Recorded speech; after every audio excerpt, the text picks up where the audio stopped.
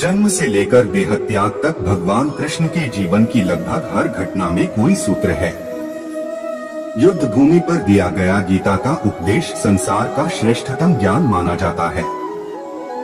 Management master कहें या जगत गुरु, गिरधारी कहें या रणछोड़, भगवान कृष्ण के जितने नाम हैं उतनी कहानियां। जीवन जीने के तरीके को अगर किसी ने परिभाषित किया है तो वो कृष्ण है।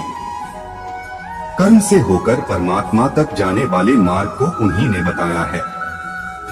संसार से वैराग्य को सिरे से नकारा, कर्म का कोई विकल्प नहीं, ये सिद्ध किया।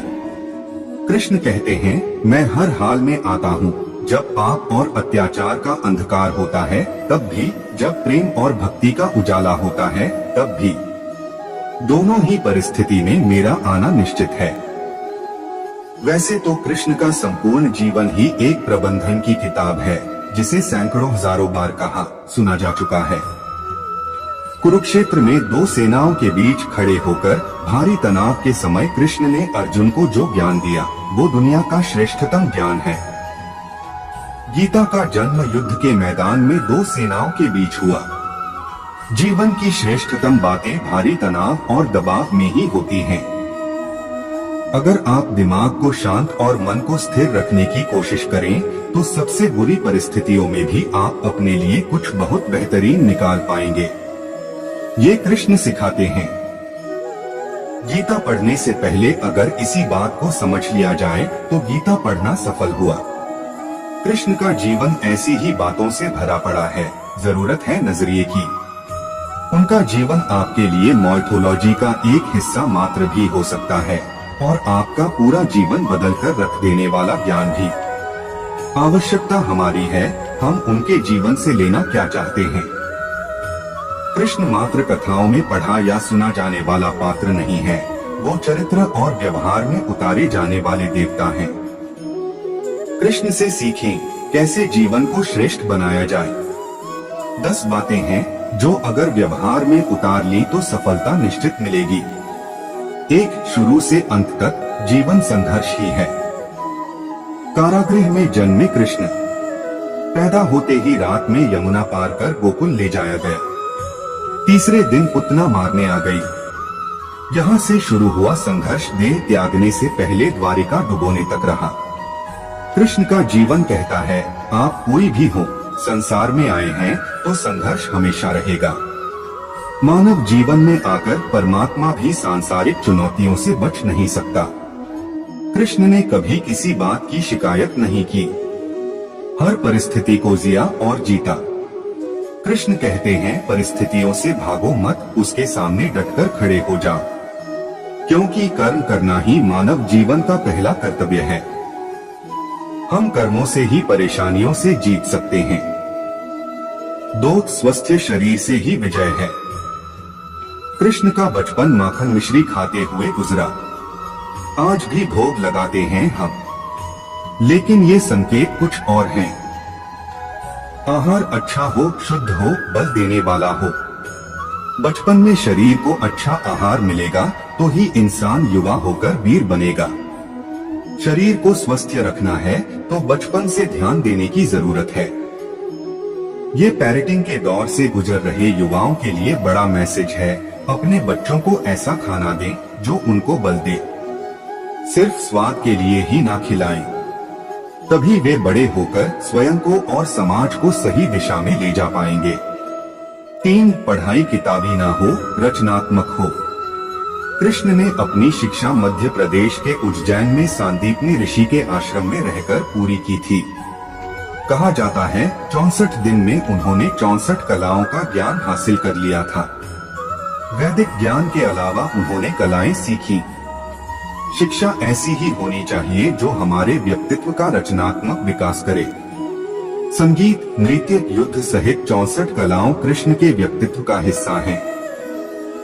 बच्चों में कोरा ज्ञान ना भरें, उनकी रचनात्मकता को नए आयाम मिले, ऐसी शिक्षा व्यवस्था हो। 4 रिश्तों से ही जीवन है, बिना रिश्तों के कुछ नहीं। कृष्ण ने जीवन भर कभी उन लोगों का साथ नहीं छोड़ा जिनको मन से अपना माना। अर्जुन से वे युवावस्था में मिले, ऐसा महाभारत कहती है, लेकिन अर्जुन से उनका रिश्ता हमेशा मन का रहा।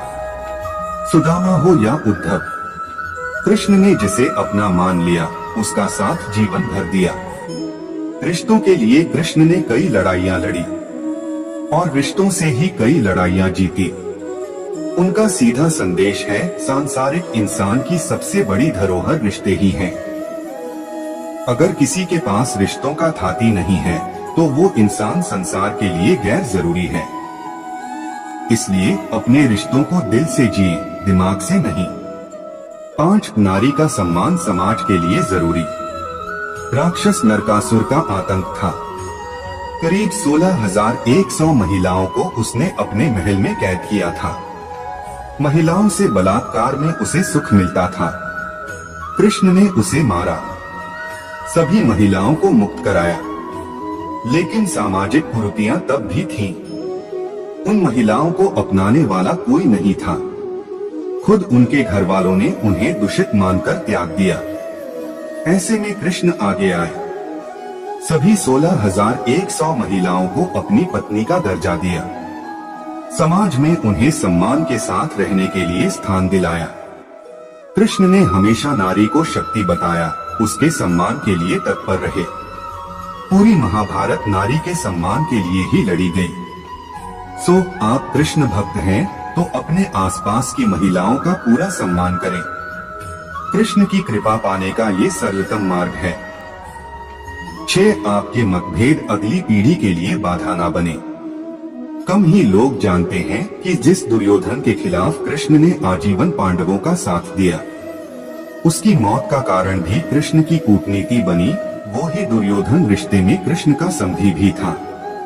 कृष्ण के पुत्र सांब ने दुर्योधन की बेटी लक्ष्मणा का अपहरण करके उससे विवाह किया था। क्योंकि लक्ष्मणा सांब से विवाह करना चाहती थी, लेकिन दुर्योधन खिलाफ था। सांब को कौरवों ने बंदी भी बनाया था। तब कृष्ण ने दुर्योधन को समझाया था कि हमारे मतभेद अपनी जगह हैं, लेकिन हमारे विचार हमारे बच्चों के भविष्य में बाधा नहीं बनने चाहिए। 2 परिवारों के आपसी झगड़े में बच्चों के प्रेम की बलि न चढ़ाई जाए। कृष्ण ने लक्ष्मणा को पूरे सम्मान के साथ अपने यहाँ रखा। दुर्योधन से उनका मतभेद हमेशा रहा, लेकिन उन्होंने उसका प्रभाव कभी लक्ष्मणा और सांब की गृहस्थी पर नहीं पड़ने दिया। साथ शांति का मार्ग ही विकास का रास्ता है। कृष्ण ने महाभारत युद्ध के पहले शांति से समझौता करने के लिए पांडवों और कौरवों के बीच मध्यस्थता की। हालांकि दोनों ही पक्ष युद्ध लड़ने के लिए आतुर थे, लेकिन कृष्ण ने हमेशा चाहा कि कैसे भी युद्ध टल जाए।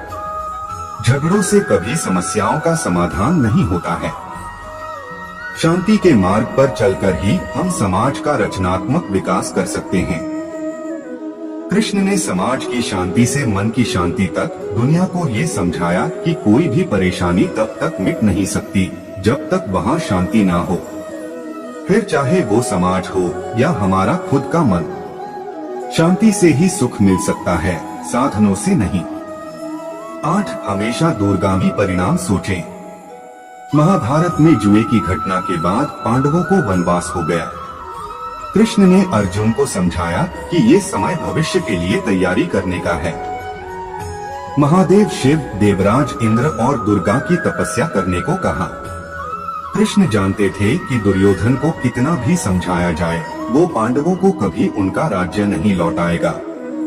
तब शक्ति और सामर्थ्य की जरूरत होगी। कर्ण के कुंडल कवच पांडवों की जीत में आड़े आएंगे, ये भी वे जानते थे। उन्होंने हर चीज पर बहुत दूरगामी सोच रखी। कोई भी फैसला तात्कालिक आवेश में नहीं लिया। हर चीज के लिए आने वाली पीढ़ियों तक का सोचा। यही सोच समाज का निर्माण करती है। 9 हर परिस्थिति में मन शांत और दिमाग स्थिर रहे। पांडवों के राजसूय यज्ञ में शिशुपाल कृष्ण को अपशब्द कहता रहा। छोटा भाई था, लेकिन मर्यादाएं तोड़ दी। पूरी सभा चकित थी, कुछ क्रोधित भी थे, लेकिन कृष्ण शांत थे, मुस्कुरा रहे थे। शांति दूत बनकर गए तो दुर्योधन ने अपमान किया। कृष्ण शांत रहे। अगर हमारा दिमाग स्थिर है, मन शांत है, तभी हम कोई सही निर्णय ले पाएंगे। आवेश में हमेशा हादसे होते हैं, ये कृष्ण सिखाते हैं। विपरीत परिस्थितियों में भी कभी विचलित नहीं होने का गुण कृष्ण से बेहतर कोई नहीं जानता। 10 लीडर बने, श्रेय लेने की होड़ से बचे। कृष्ण ने दुनिया भर के राजाओं को जीता था। जहां ऐसे राजाओं का राज था जो भ्रष्ट थे, जैसे जरासंध, लेकिन कभी किसी राजा का सिंहासन नहीं छीना। कृष्ण के पूरे जीवन में कभी ऐसा नहीं हुआ कि उन्होंने किसी राजा को मारकर उसका शासन खुद लिया हो। जरासंध को मारकर उसके बेटे को राजा बनाया। जय श्री कृष्णा।